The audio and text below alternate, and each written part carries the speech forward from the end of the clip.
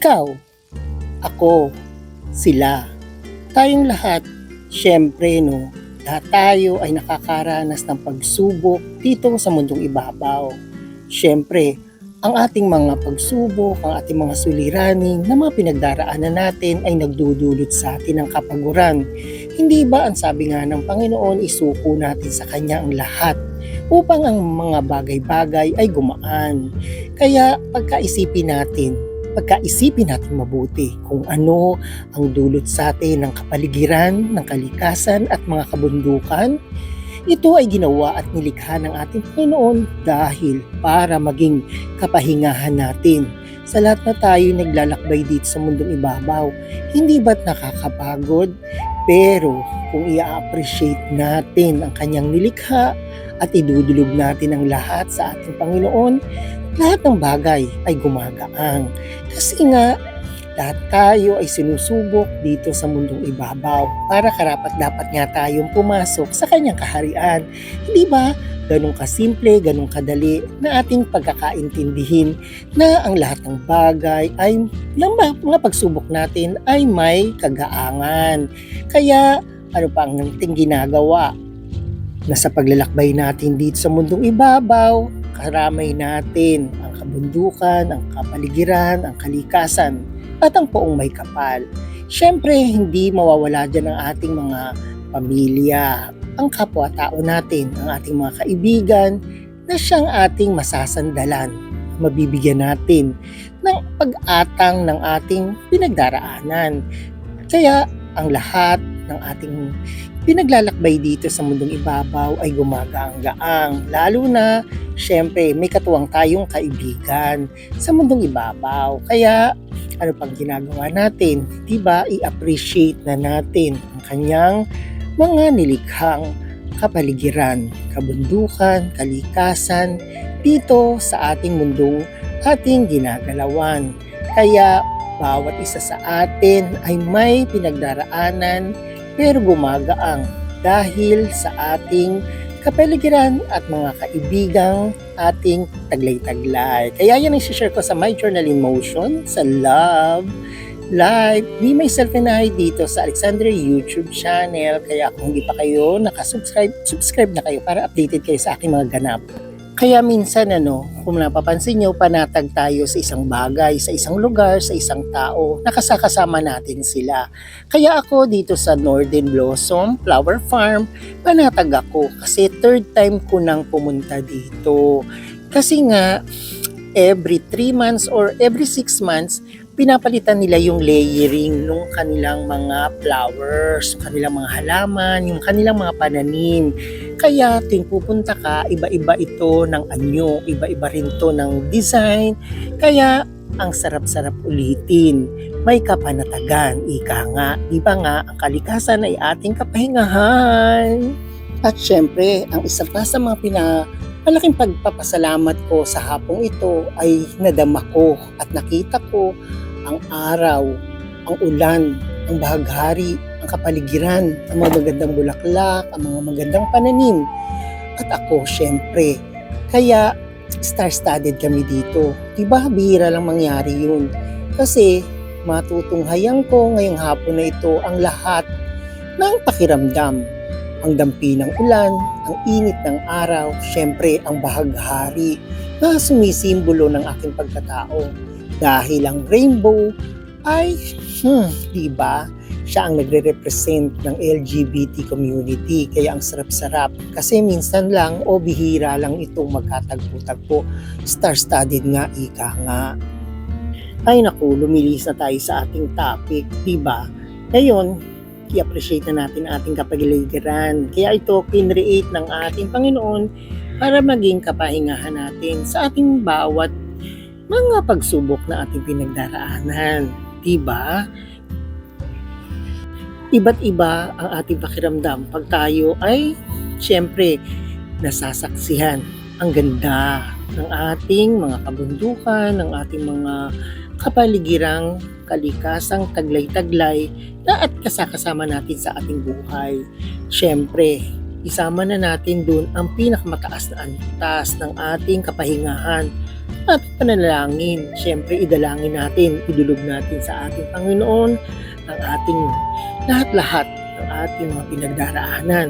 Ang bawat suliranin, parang feeling natin wala nang katapusan. Hindi ba't kay bigat-bigat, kaya lahat tayo ay madaling mapagal o mapagod. Pero kung ito'y idadalangin natin, isusurrender natin sa ating Panginoon na siya nag-create o yung naglalang sa atin dito sa mundong ibabaw, ito ay gagaang. Alam niyo naman na siya lang ang may alam ng kasagutan at ng ikagagaang ng ating paglalakbay sa mundong ibabaw. Pero wag nga tayong mag-self-pity, no? Kung titignan natin, ang kapaligiran, ang kalikasan, ang kabundukan, ang bawat halaman, nakapiling ko ngayon dumaranas din ng pagsubok. Hindi ba't pag may dumarating na bagyo o mga trahedya, sila rin ay naapektuhan tulad natin. Kaya wag tayong masyadong nagsa-self-pity. Makikita natin na ang ganda ng kapaligiran, nagpapalis lang ito dahil sila ay may pinagdaanang ding pagsubok. Tulad ng mga bagyo, ng init, di ba? Yan din yung kanilang pinagdaraanan. Kaya sama-sama nating patatagin ang ating mga sarili sa mga bawat pagsubok na ating pinagdaraanan. Kaya ito, i-appreciate natin sila, tayo din ay na-appreciate nila. Kasi di ba, pag ang magandang lugar ay pinapasyalan, natutuwa rin sila. Diba? Kinakausap nga natin ang halaman Minsan nga nagwi-wish tayo sa mga kabundukan Kasi nga, ito ay binubuo ng universe. Diba? Tayo ay lahat ay may enerhiyang taglay na magpapasaya at magpapagaang sa ating buhay. Madalas pag nandito tayo sa ganitong lugar, diba? Ikinukwento natin ang ating mga suliranin, ang ating mga pangarap, ang ating mga gustong marating pa sa buhay natin. Pero kung pating pagmamasdan, ang kapaligiran, napakaganda niya. Parang tayo, kung i-appreciate nga lang natin ang mga bawat biyaya o mga blessing natin natatanggap sa pang-araw-araw, napakaganda at napakasarap mabuhay. Kaya huwag tayong mag-aalinlangan sa ating Panginoon, sa ating kalikasan na ating kasakasama sa ating pang-araw-araw. Lahat tayo ay sinusubok, pero yun nga, dahil sa panalangin at sa ating kapahingahang taglay-taglay, tayo ay lalakas para makipaglabang muli sa ating pang-araw-araw na buhay ng ating paglalakbay dito sa mundong ibabaw. Kaya ano pa ine-eme-eme mo dyan, i-appreciate natin ang kapaligiran. Kung meron kang pagkakataon, pumunta ka sa mga gusto mong puntahan, pasyalan. Kasi di ba minsan nga lang tayo maglalakbay sa mundong ibabaw. Kaya i-appreciate na natin ang ating bawat hakbang, ang bawat ating hininga, ang bawat ngiti na ating taglay-taglay sa ating mga sarili. Hindi ba't ang sarap ipamulat sa ating kapaligiran, sa ating sarili, ang mga magagandang bagay na pwede nating makamit sa mundo ating ginagalawan. Madalas sa marami nating gustong gawin sa mundong ibabaw, nalilimutan natin ang mga ganitong pagkakataon. Yung pagpupunta sa mga nilikha ng ating Panginoon, ang ating kabundukan, ang ating kalikasan. Kaya ano pang ginagawa natin? Isama na natin kung sino yung mga gusto nyong isama. Pero minsan, di ba, naghahangad tayo na tayo mag-isa lamang dahil doon muni-muni tayo o nakakapag-reflect tayo sa ating mga sarili. Diba? Ang kalikasan at ang tayo ay magandang, diba minsan ang sarap-sarap mag-bonding. Yung bang kausap mo yung kapaligiran, kausap mo yung mga halaman, kausap mo yung mga kabundukan, at doon natin isinusuko yung problema ang ating pinagdaraanan. Kaya nga, diba, ang sarap-sarap pumunta sa mga ganitong lugar, nagpapagaang sa ating mga nararamdaman. Pero, yun nga, parating kong inuulit-ulit, ginawa ito ng Panginoon para sa ating kapahingahan. Kaya, di ba, yung mga merong mga nature's lover, yung mga nag-hiking, yung mga nagma-mountain climbing, di ba, iba yung fulfillment nila, iba yung kanilang nararanasan na tinatawag nga nating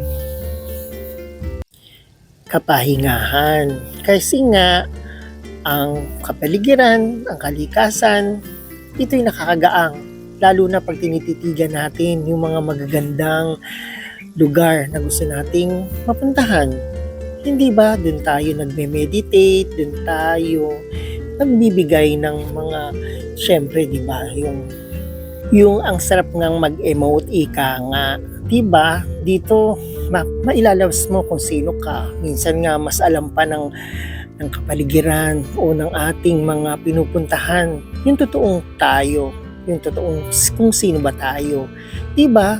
Kasi sinusuko natin sa kanila eh. Kinakausap natin sila. Kaya ayan, no? Emote-emote na. Paano ba yan? Nakakaloka. Pumunta na kayo sa mga gusto nyong destinasyong puntahan. Kung ano yung nakakapagpagaang sa inyo ng inyong kalooban, puntahan nyo na. Kasi nga, dito na-express natin yung mga sarili natin, na ibibigay natin o na isasangguni natin yung mga problema nating daladala atang-atang dito sa buhay na ating taglay.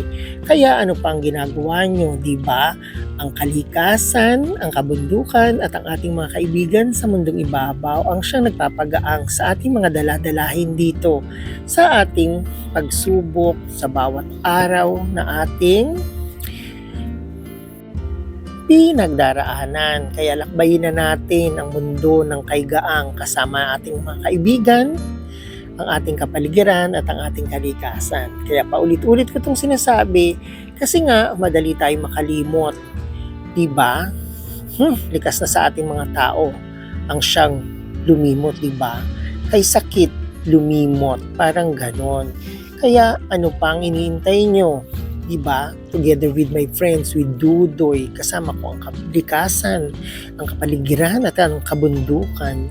Kaya, ayun, very thankful ako sa araw na ito na na-appreciate ko ang aking kaibigan, ang aking kapaligiran, na kahit papaano na panandalian, ang ating mga pagsubok ay gumagaang-gaang. Diba?